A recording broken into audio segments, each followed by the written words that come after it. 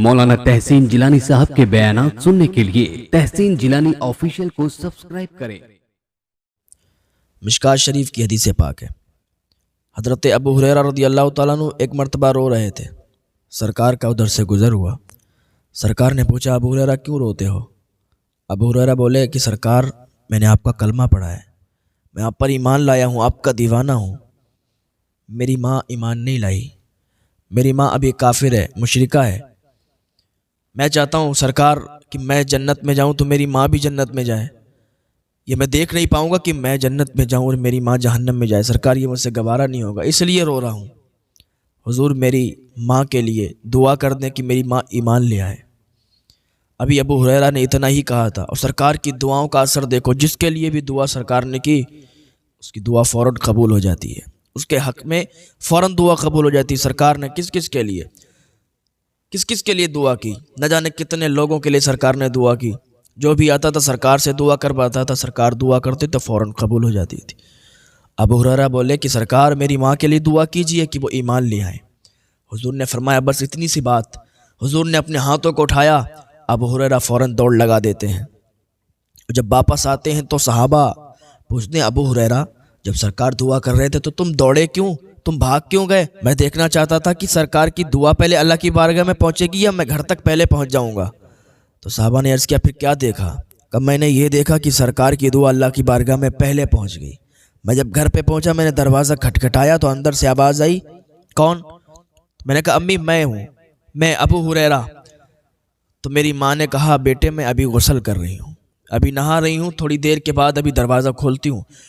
मेरी माँ जब नहाई और नहा के जब कपड़े पहन के जब बाहर निकली तो उसने दरवाज़ा खोला और मैंने माँ से माँ कह के पुकारा तो उसने कहा, बेटा मैंने मोहम्मद का कलमा पढ़ लिया है, मैंने मोहम्मद का कलमा पढ़ लिया है, अशहदु अल्ला इलाहा इल्लल्लाह व अशहदु अन्ना मुहम्मदन अब्दुहु व रसूलुहु। तभी दौड़ के मैं वापस आया हूँ बताने के लिए कि सरकार, आपकी दुआ जो आपने मेरी माँ के हक़ में की थी ना, कबूल हो गई। मुझे यही फ़िक्र थी कि मैं जन्नत में जाता हूँगा, मेरी माँ जहन्नम में, तो मुझे ये बर्दाश्त नहीं होगा, मुझे गवारा नहीं होगा। सरकार, मेरी माँ कलमा पढ़ के मुसलमान हो गई है। आज अगर हम हुजूर की सीरत को अपनाएंगे, हुजूर की सीरत को पढ़ेंगे, तो हमें दुनिया में जीने का तरीक़ा आएगा।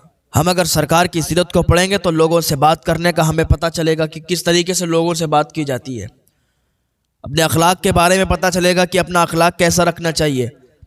और मोहसिन इंसानियत मोहम्मद अरबी सल्लल्लाहु ताला अलैहि वसल्लम का इंसानों में सबसे बुलंद अखलाक था। हुजूर सल्लल्लाहु ताला अलैहि वसल्लम का अखलाकी मियार सबसे बुलंद था, जिसकी गवाही खुद कुरान ने दी, व इन्नका लअला खुलक़िन अज़ीम, कि ए मेरे महबूब, आप अखलाक के सबसे आला मकाम पर फाइज हैं। ये हुजूर का अखलाक था कि जो भी हुजूर के पास आता था हुजूर का दीवाना हो जाया करता था। जानी दुश्मन भी अगर हुजूर के पास आता था तो वह हुजूर का दीवाना होता और उनके कदमों पर जान निछावर करने का जी चाहता था उसका। आज हमने अपने अखलाक को देखो किस तरह बनाया हुआ है। एक दरख्त होता है, दरख्त का फल मीठा होता है अगर, तो इंसान उसे अपने घर में लगाना पसंद करता है, अपने घर में लगाता है, उसकी परवरिश करता है, सेवा करता है। लेकिन जिस दरख्त का फल कड़वा होता है, जिस दरख्त में कांटे होते हैं, जो कांटेदार दरख्त होता है, या जिसके फल में कीड़े होते हैं, तो इंसान अपने घर में लगाने की बात तो दूर है, उसके करीब से गुजरना पसंद नहीं करता। यार इसमें तो कीड़े हैं, यार ये तो कांटेदार है, इसका फल तो बेकार है।